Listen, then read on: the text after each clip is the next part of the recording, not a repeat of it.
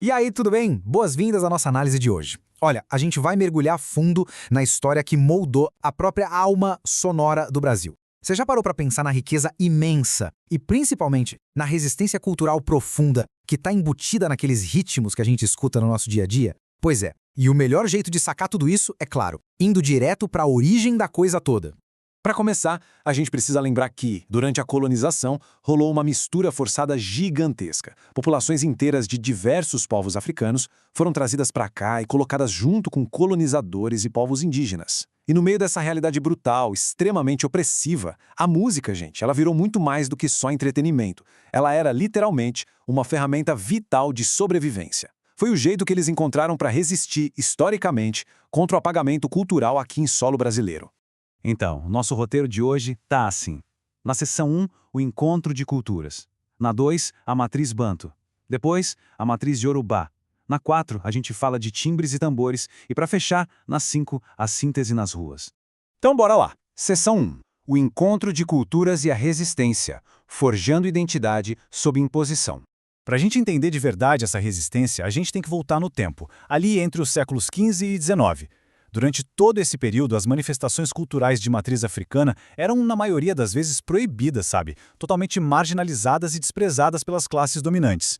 Ou seja, a identidade precisou ser forjada na marra, sob uma imposição muito severa.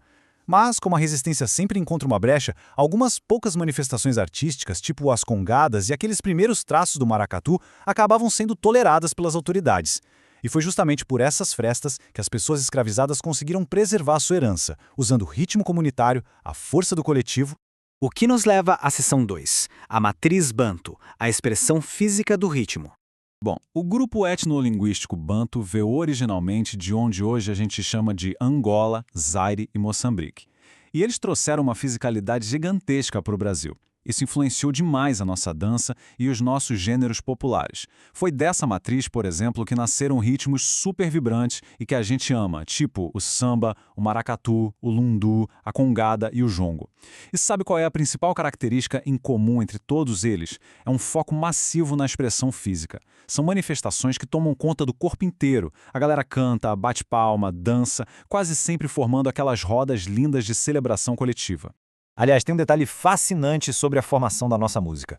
O lundu, muita gente não sabe, mas ele é frequentemente considerado o primeiro ritmo verdadeiramente brasileiro. No começo ele chegou a ser proibido por causa dos movimentos super sensuais e cheios de humor.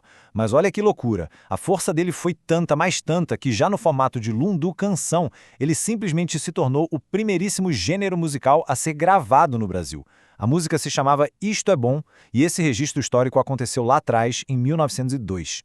E o mais legal é que a gente consegue ver essa tradição vivíssima até hoje, de várias formas. De um lado, você tem o jongo, que rolava muito ali no ambiente das fazendas de café, e é marcado por uma roda mais intimista, cheia de cantos e palmas rítmicas. Do outro lado, você tem o contagiante samba de roda baiano, sabe? Com aquela marcação bem forte, as umbigadas e o engajamento gigante da comunidade. Mas, no fundo, ambos mostram a mesma coisa. A força dessa dança em roda, que é a marca registrada, o DNA da herança banto. Agora vamos mudar um pouco o foco. Seção 3. A matriz Yorubá, tradição oral e o sagrado. Bom, bem diferente da tradição banto que a gente acabou de ver, as raízes iorubás vêm da região que hoje engloba a Nigéria e o Benin, e elas estão inseparavelmente ligadas a uma coisa muito forte, a tradição oral. A transmissão de toda essa cultura riquíssima dependia dos griots e das griotes. Esses anciãos eram figuras de altíssimo respeito na comunidade, responsáveis literalmente por guardar a memória do seu povo. Eles usavam canções, instrumentos tradicionais e até gestos faciais e corporais super específicos para conseguir passar adiante todo o conhecimento, os ensinamentos e aquelas lendas complexas para a molecada, para gerações mais novas.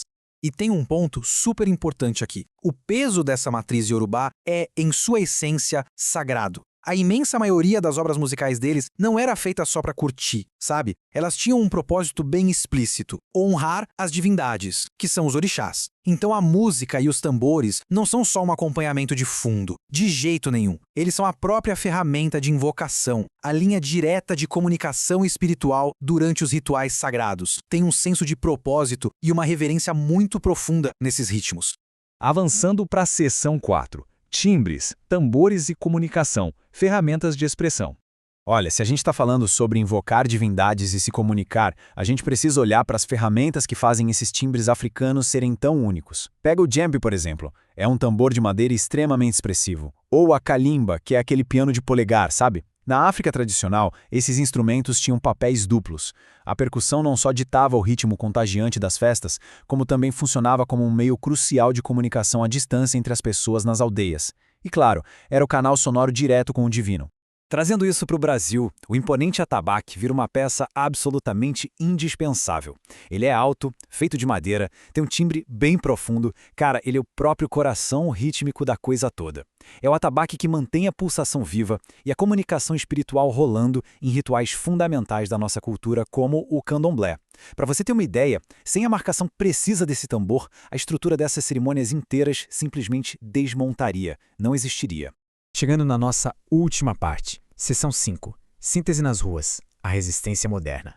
Gente, entender essas duas matrizes históricas é o que permite a gente enxergar a mágica acontecendo ao nosso redor nas ruas de hoje. É muito louco. De um lado, a matriz Banto trouxe esse foco maravilhoso na dança, na festa popular e na fisicalidade, germinando estilos como o samba e o maracatu. Do outro, a matriz Yorubá chegou com toda aquela oralidade e um caráter super sagrado, fundamentando ritos como o candomblé e os blocos de afoxé. Foi a fusão genial dessas duas forças enormes no nosso espaço público, que esculpiu de uma vez por todas a identidade musical brasileira que a gente tem tanto orgulho. E para ilustrar isso, não tem exemplo melhor que o bloco de afoxé. Ele é a ponte perfeita entre o terreiro e a rua. É uma manifestação iorubá simplesmente impecável, porque ela pega aquele rigor e o respeito do candomblé e joga direto para o meio da festa laica do carnaval. É lindo de ver. Os participantes se vestem com as cores dos orixás, tocam os instrumentos e cantam na própria língua iorubá, ocupando o espaço público com uma força e um orgulho gigantescos.